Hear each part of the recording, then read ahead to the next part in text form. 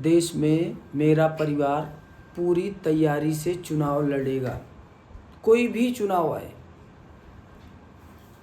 नमस्कार, आज मैं आपके सामने आया हूँ एक नए विषय के साथ। आज हमारा विषय है परिवारवाद। आपने देखा होगा चुनाव में, अभी हाल ही में संपन्न हो रहे चुनाव में,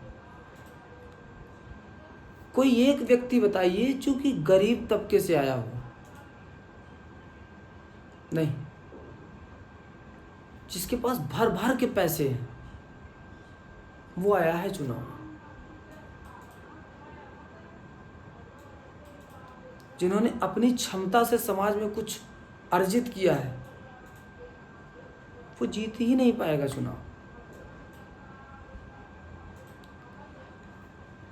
देश में कुछ पार्टियां हैं,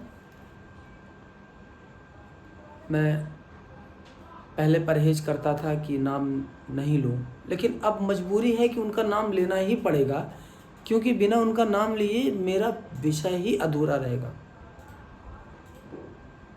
मैं शुरू करता हूं बिहार के सबसे गरीब,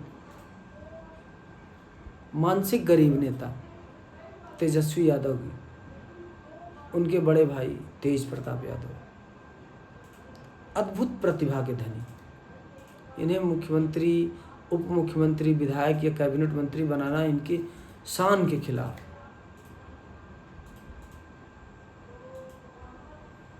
देश में सबसे खराब स्थिति बिहार की रही है, तो इसके लिए इनके पिता, इनके माता, इनका पूरा फैमिली रहा है। ये खुद जिम्मेदारी ले न लें, लेकिन रहे हैं।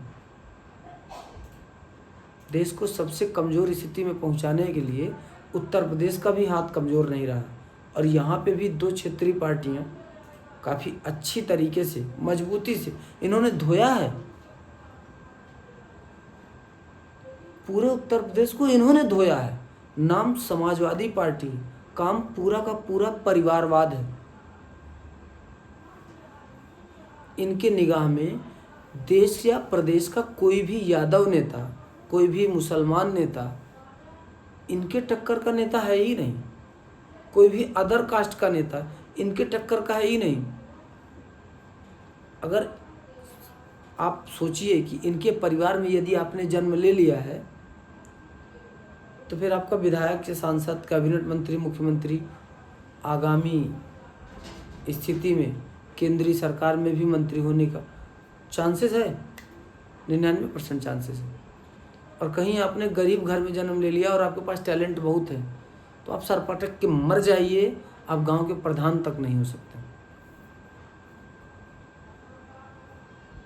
आपको राहुल गांधी में वो टैलेंट दिखता होगा जो मोदी में नहीं है। आपको अखिलेश में वो टैलेंट दिखेगा जो योगी में नहीं है। आपको तेजस्वी में वो टैलेंट दिखेगा जो सुशील मोदी में नहीं था। ऐसे बहुत से नेता हैं जो केवल अपने पिता की छत्र छाया की वजह से राजनीति में आए हैं।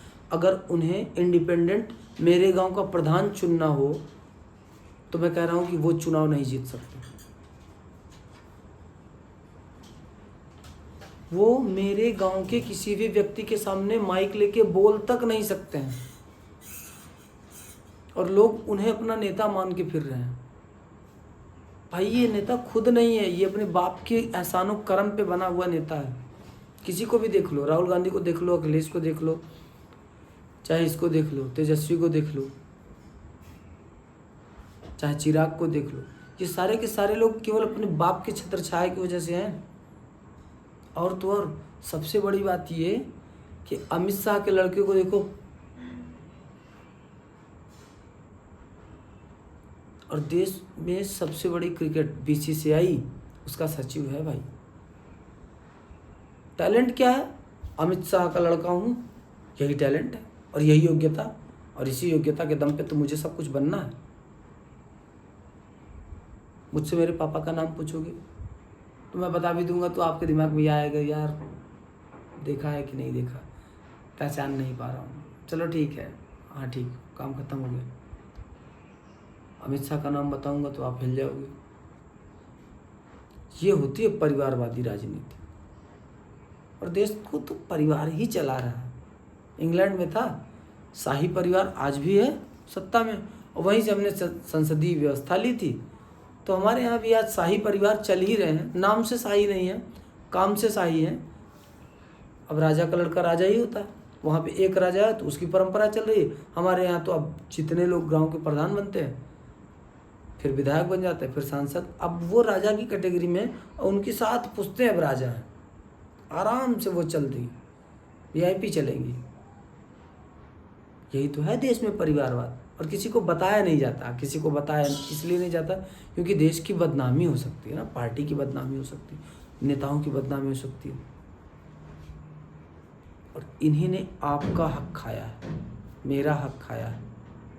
नौकरियां नहीं दे सकते हो, मत दो, राजनीति की पोस्ट खाली करो, हम वहाँ आएंगे, लेकिन तुम्हारी वजह से वहाँ पे भी नहीं आ पा रहे हैं।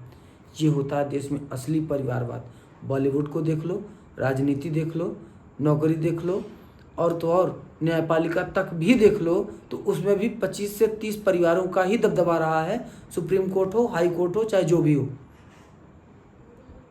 देश को केवल कुछ परिवार चला रहे हैं। हम तो केवल मोहरा हैं, चूतिया हैं। हमारा काम केवल वोट देके चले आना, उसके बाद ना ही हमसे कोई पूछता है और ना ही हम पूछने लायक हैं उनसे कि आप क्या कर रहे हो। हम जवाब मांगेंगे कब?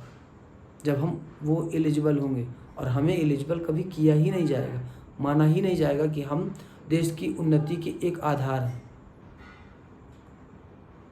हम पैदा हुए, हम कीड़े की तरह मर जाएंगे, हमारा कुछ नहीं होने वाला, क्योंकि आपने मेहनत बहुत करी, टैलेंट बहुत इस्तेमाल किया, लेकिन किस्मत आपके साथ नहीं है। और किस्मत उन गधों के साथ है जो सोने का चम्मच लेके पैदा हुए हैं, और वही राजा के लड़के राजा बने रहेंगे, जीवन भर बने रहेंगे। यही तो परिवारवादी व्यवस्था है। इंग्लैंड में एक शाही परिवार है, हमारे यहाँ कई शाही परिवार हैं।